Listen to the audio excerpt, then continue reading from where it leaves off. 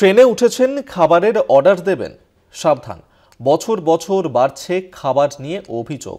গত 5 বছরে বাজে খাবারের 20,000 অভিযোগে জেরবার আইআরসিটিসি। হাজার হাজার জরিমানা, ওয়ার্নিং দিয়েও ফিরছে না রেল খাদ্যের হাল। ট্রেনে উঠেছেন, খাবারের অর্ডার দেবেন, কিন্তু সেই খাবার নিয়ে একাধিকবার তার গুণগত মান নিয়ে কিন্তু প্রশ্ন তুলেছেন যাত্রীরা। বছর বছর বাড়ছে খাবার নিয়ে অভিযোগ। যেমনটা জানা যাচ্ছে যে গত 5 বছরে বাজে খাবারের জন্য 20,000 অভিযোগ উঠেছে, যা নিয়েই জেরবার আইআরসিটিসি। হাজার হাজার জরিমানা, ওয়ার্নিং দিয়েও ফিরছে না রেল খাদ্যের হাল।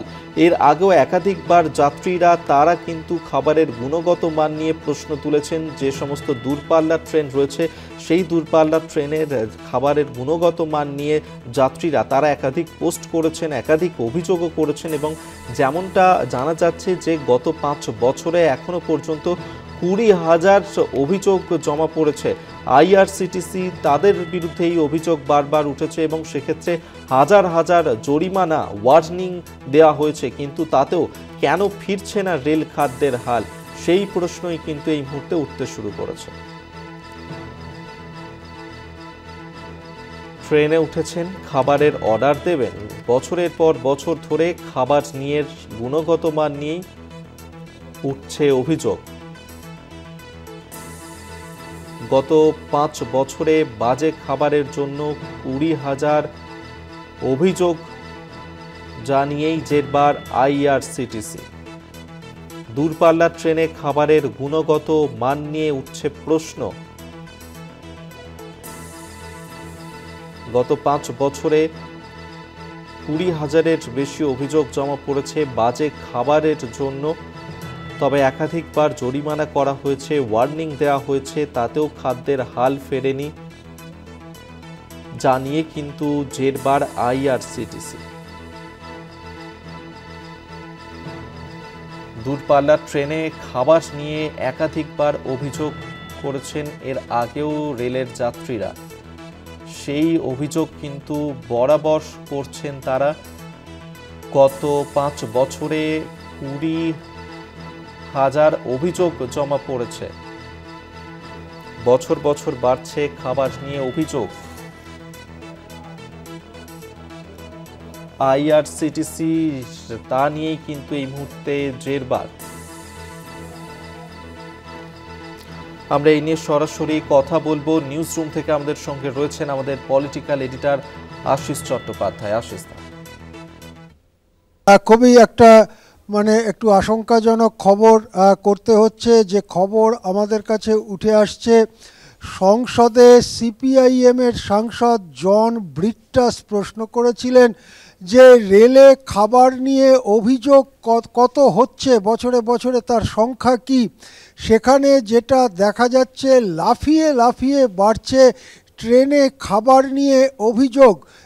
যেটা দেখা যাচ্ছে, আমার কাছে যে তথ্য রয়েছে সেটা বলছি, 2020-21-এ এরকম অভিযোগ হয়েছিল 253টি, মাত্র 253টি সারা বছরে।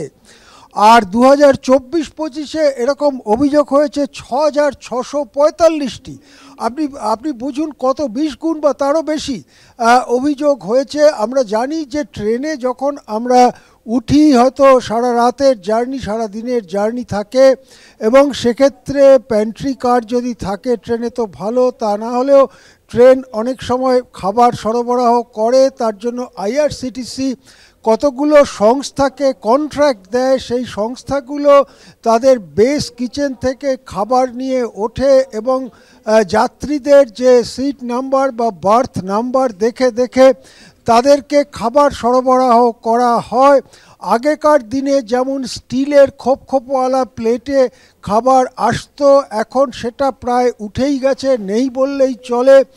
এখন ওই আধুনিক প্যাকেজিংয়ে খাবার আসে, যেটা খেয়ে ফেলে দিতে হয় প্যাকেজিংটা। এবং এই প্যাকেজিং খুললে নানা রকম অভিযোগ, সাধারণ সামান্য অভিযোগ, হয়তো একটা কাঠি পড়ে গেছে বা খানিকটা খুলে গেছে প্যাকেজিং এবং সেখান দিয়ে কিছু ধুলো ময়লা লেগেছে, এসব যাত্রীরা অগ্রাহ্য করেন, অভিযোগ জানান না। আবার যখন গুরুতর অভিযোগও হয়, যথা পোকা পড়ে আছে খাবারের মধ্যে ছোট ছোট আরশোলার আকারের পোকা বা অন্যান্য পোকা ঘুরে বেড়াচ্ছে, হয়তো খাবারটা ফেলে দেন, কিন্তু কি হবে আবার ঝামেলা করে এই কথা ভেবে বহু যাত্রী অভিযোগ করেন না। কেন, কাকে ফরমাল অভিযোগ করবে, কি হবে আবার লেখাবে, বাঘে চুলে 18 ঘা, এই সব ভেবে অনেকেই চুপচাপ থেকে যান। হয়তো পাশের যাত্রীকে দুঃখ করে বলেন, যা আজ রাত্রে আর খাওয়া হবে না, দুটো বিস্কুট খেয়ে ঘুমিয়ে পড়তে হবে। যারা অভিযোগ জানান তাদের সেই অভিযোগ লিখতে হয়, নানাভাবে সেইটার জন্য সময় দিতে হয়, পরে হয়তো আবার শুনানিতে যেতে হয় তাদের, ইত্যাদি ইত্যাদি। স্বভাবতই যদি 10 জনের খাবার নিয়ে অভিযোগ থাকে, হয়তো একজন মাত্র অভিযোগ জানান। এই রকম অভিযোগ গত 5 বছরে প্রায় 20,000 অভিযোগ জমা পড়েছে। এবং এই অভিযোগ স্বভাবতই মানুষ যখন অভিযোগ লেখান, একেবারে খুব খারাপ ধরনের ব্যাপার বা একবারে পচা গন্ধ বেরোচ্ছে খাবার থেকে, তাছাড়া তারা অভিযোগটা অ্যাভয়েড করে যান।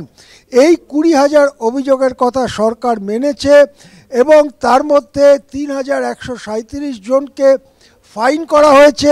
3,137টি ক্ষেত্রে খাবার প্রস্তুতকারী সংস্থাকে ফাইন করা হয়েছে।